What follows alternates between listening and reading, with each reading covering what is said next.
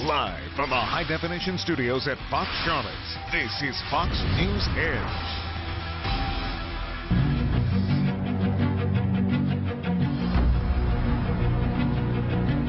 That's right, people. Pizza.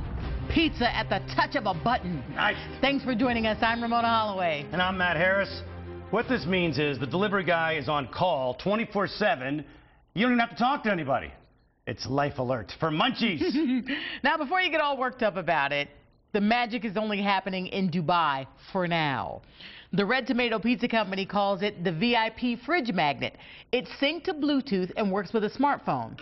Once you set your info up online, it's time for instant pizza satisfaction. Just don't try it in the U.S. because United Arab Emirates is a long flight and your pizza's going to get cold. Yeah. But we want you to let your imagination run wild for a minute. We could take this thing past pizza. What's your pie in the sky? It's our question of the night. If you could have a magic delivery button for anything, what would it be? Log on to Facebook.com/Fox News Edge. Oh. Anything that my wife would let me have? Or no? What's yours? Mine would be shoes. Like, hey, I've got this outfit, but I don't have the perfect shoes. I hit the button, boom. I need some blue platform pumps to go with this outfit. Next thing you know, oh, shoes. You don't have enough shoes? I can just press a button and I'll have the perfect shoes every time. The first thing that came to mind was babysitter. That'd be great. You know, people call, you know, I want to go out. I'm like, what the hell am I going to do? Peace out, kids. And then some... It doesn't matter who shows up. Doesn't matter. If you just press a button, it doesn't matter. Pizza delivery guy watching it for a couple hours. What do I care? I press the button. It's out of my control now. No, but I assume they're approved people or whatever. Have you met them before, or is it just some I don't random... care if I've met them before. It's a service. Okay. They're good people. Okay. But they pop in. You're just going to assume. I'd also... Did you have an issue with a sitter? I did, but I didn't get her with press the button. Okay. I got her from... Because the person you get by randomly pressing a button, Yes. I'm sure will be so much better than the person you've screened. What makes you think that your shoes are going to be so awesome?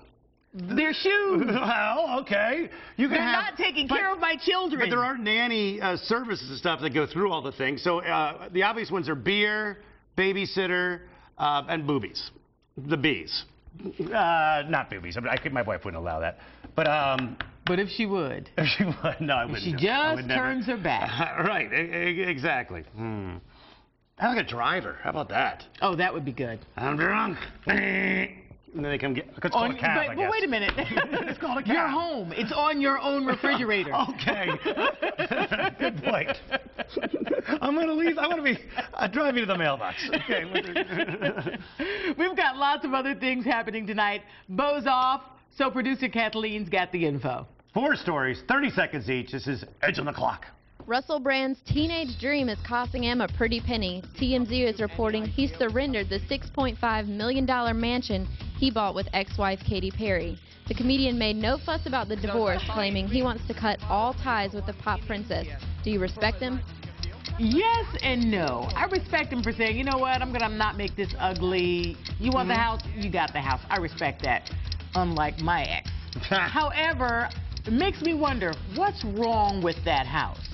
No, I think it's just... Like, is it a fixer-upper and he's like, I didn't want it anyway? I mean, it sounds like it didn't end really ugly, or maybe he cheated or something. He messed up, so he's trying to make it as easy as possible. And Katy Perry's making him feel guilty, and so he's like, okay. I mean, I tried to make my... Or he should feel guilty? Well, maybe he should, maybe he shouldn't, but I tried to make my ex-wife feel, you know, really guilty. Is that how you got the house?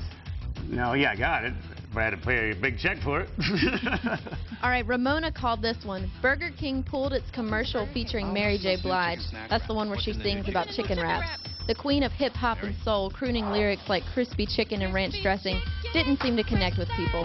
It's not the first ad backlash, so will BK ever get it right? No, not until they fire their people and hire the McDonald's people. That was just sad.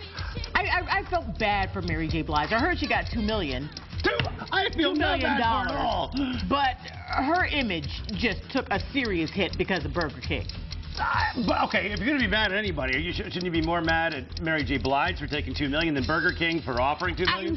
I don't think she knew what the spot was going to look like. I think had she known what the finished product would look like, I think she would have said, heck No. She knew the words, and she knew she had a leather suit and a guitar. What else does she need to know? Oh, it's just bad. All right, And nothing- wait a minute, Kathleen. Someone asked me, what's the problem? Can a black person not advertise chicken? I advertise chicken every day. It was how it was presented. It was just bad. And it was crispy chicken, not... Never mind. It was crispy chicken. I mean... All right, guys, nothing is sacred, not even the Beatles. The offspring of John, Paul, and George are looking to form a Beatles Part 2, a.k.a. the Beatles Next Generation. Only one problem, they're out of drummer. Ringo's son, Zach, isn't down with the idea. Do you agree? Yeah, Zach's the smart one. But they're not... I mean, he kind of just threw it out there, he said, just as like a whatever thing. I hope it was a joke. Didn't there, like, there was the 3 T's or something like that? The Yeah, Jackson and kids? where did that get them? Whose were they? Tito's kids or something? Or Were they? I don't Dino know if they were or, Tito's kids or some- Jackie's kids. But they tried a 3 Jackson offspring thing. It didn't go too well. No, Yeah, there's no text and that in it. should show them. Don't do it. Yeah, don't do it. Don't do It's just gonna ruin your parents' reputation. If you kid. do it, don't do Beatles songs. Just be a whole new band.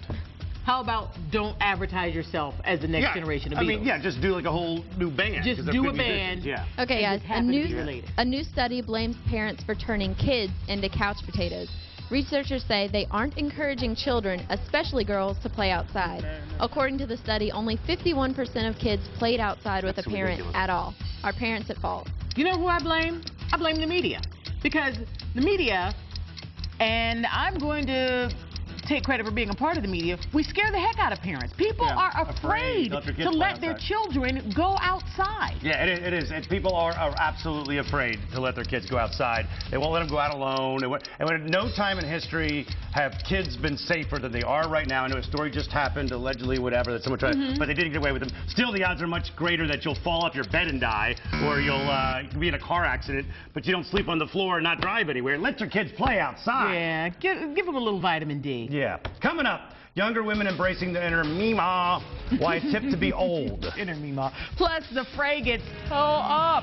The emotional rockers get some unwanted attention after a national anthem performance.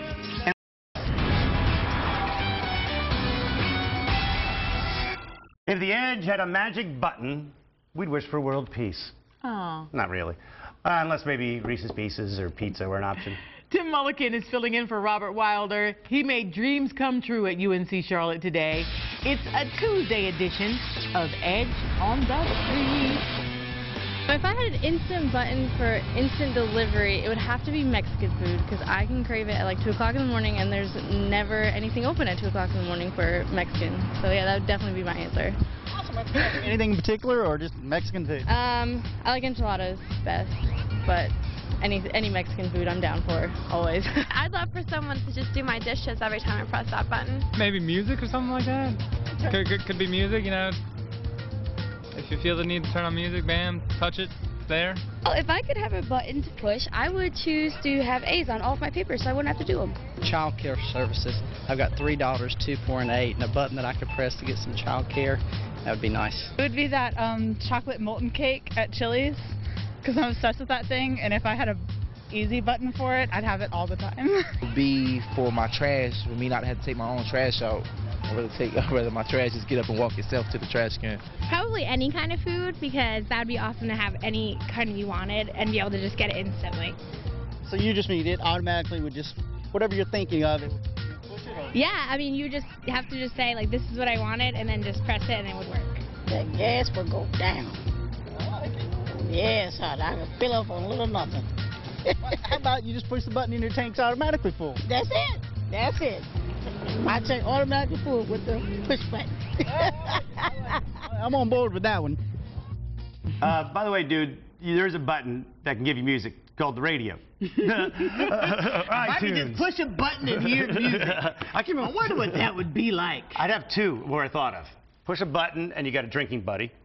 Comes over and boozes with you. Okay, how desperate are you for friends? And another button that's a guy that comes over and punches me in the head if I don't work out. Okay, I'll do that. Kelly Osbourne does it. So does Lady Gaga. They may even do it in the shower. Huh? We're talking about hair dye, you freak nasties.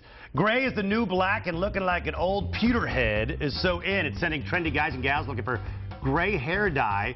which is surprisingly hard to find. Hair experts told CBS the trend is a breakthrough for ageism. People can finally embrace their inner silver fox, gray panther, platinum puma. I could go on. But we hope you don't. I won't. You know, you said, I was looking at some pictures, and you said the person who wore the trend best was Kelly Osbourne. And I say if Kelly Osbourne is the person wearing the trend best, it is not a trend that we should all embrace. And I'm not talking about going gray naturally. I'm talking about dyeing your hair gray on purpose. When you're young. Yes. I see. I don't know, is it really a trend? Is one of those fake trends that young people are dyeing their hair? Now, I see a lot of the older women letting it going full gray, and I like that. That looks good. Cool. If you have a cool hair, I think it's got to be short hair, though. For the young people? For either one. I like the shorter hair, gray hair. Oh, no, I think there's a woman at church who has got the most gorgeous long gray hair. It's awesome. Nah. Well, there's always that band we love to hate, singled out and bullied, but still selling out shows. We're talking about The Fray this time. The band's known for its emotional piano-driven sound and lead singer Isaac Slade's voice. We'll mercifully call it earnest. However, critics are not showing any mercy for yesterday's NCAA performance. The band's national anthem may have just earned them Nickelback status. Check it out.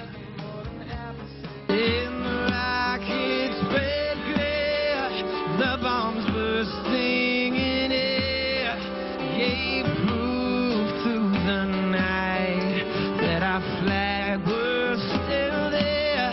Oh, say does that star-spangled banner yet wave? Reg says it sounds like their guitar is out of tune, but I don't see anything. I don't understand why the critics are eating it up. Because it was a hippie version. It was like... there are various versions of the national anthem. We don't need that one. We don't need to sing along. I actually think it's pretty good. Does it need to blow in a jug and have a washboard, too? I mean... I feel like I was listening to the what is this, Hillbilly Bears or whatever. I don't think it was bad. I thought it was an interesting arrangement, and I actually liked it.